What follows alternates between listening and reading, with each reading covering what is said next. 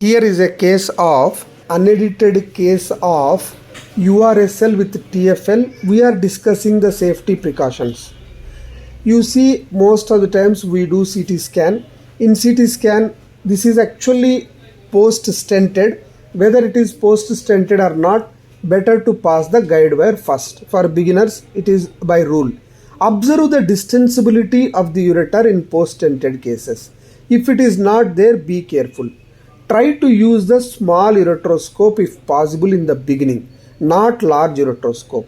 Impacted stone, if it is in the lower ureter, it may move like that. Don't worry of moving. If it goes into kidney, we can do RIRS. If you wanted to do under spinal, see the pulsations, these are iliac vessel pulsations. This is the air bubble. You should be careful. Air bubble should go out. This is a very small stone. We should not do any error. First thing is stabilize the laser fiber.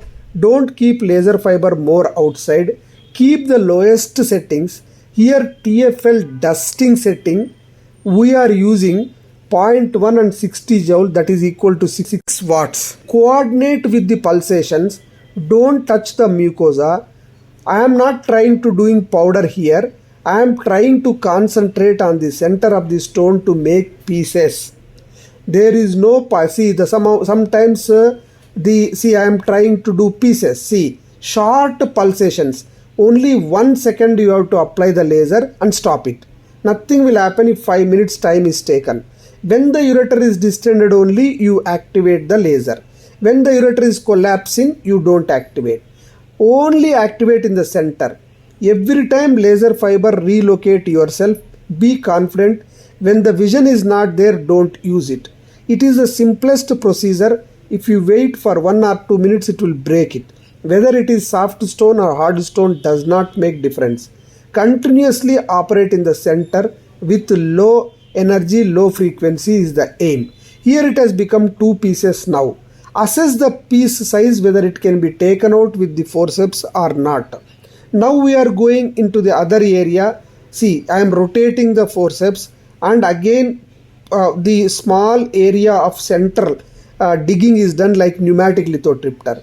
The most beautiful part of this surgery is stone is not at all moving at all. Now it has become 3 pieces.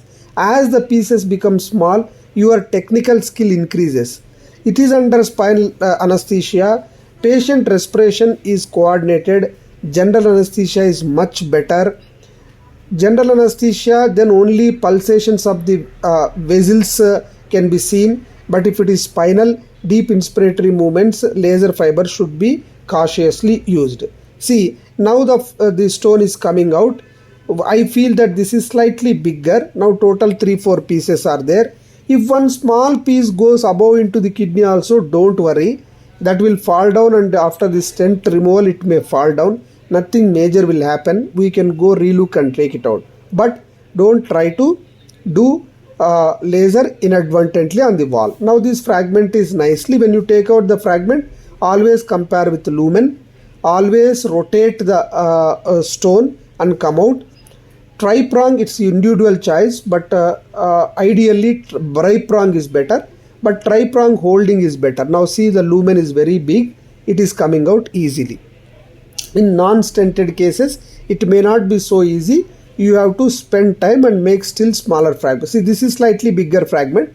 When you are taking out, see, this rotation has to be done so that you can understand whether it comes out or not. This is the way a small stone should be tackled with TFL. We are doing for last 3 years with TFL. Lot of discussions happen about this stricture. If you follow all these precautions, first thing is, if it is, see, there is a fold here. Don't try to pluck out. Wait, stay there, let the ureter distend and come out. Now again, see how many pieces are coming, 5 to 6 pieces. How much time? It is unedited video, but by experienced person. Same thing can be done by any junior also if it is false. See, rotate slowly. Hug to the scope. If you hug to the scope, avulsion will not come. If you pull through the neck of the ureter, it will cause problem. If a guide wire is there by the side is also good, no problem. In this case, guide wire is not there, but a surgeon is confident on the distensibility of the ureter, and every time he is coming out so that fluid also will come out and sepsis will not happen. At the end, When the surgery is finished, not a single blanch is seen on the surface and all the capillaries are seen nicely.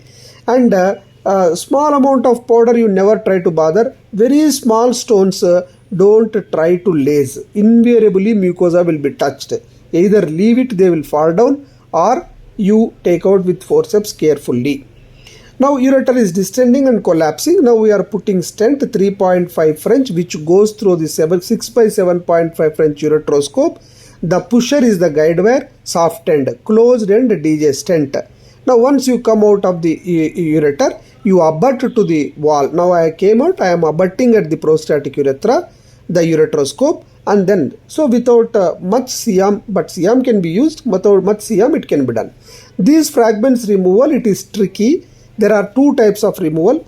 If you take evacuator and take out, comes out, or else basket is the most safest because its surface is very smooth and it may hold 1 or 2 fragments. Slowly you should have patience in the urethra. Urethra is equally damageable than ureter. So never underestimate the urethra, the ureteroscope. This basket also you should shoot a slightly bigger basket which can hold nicely.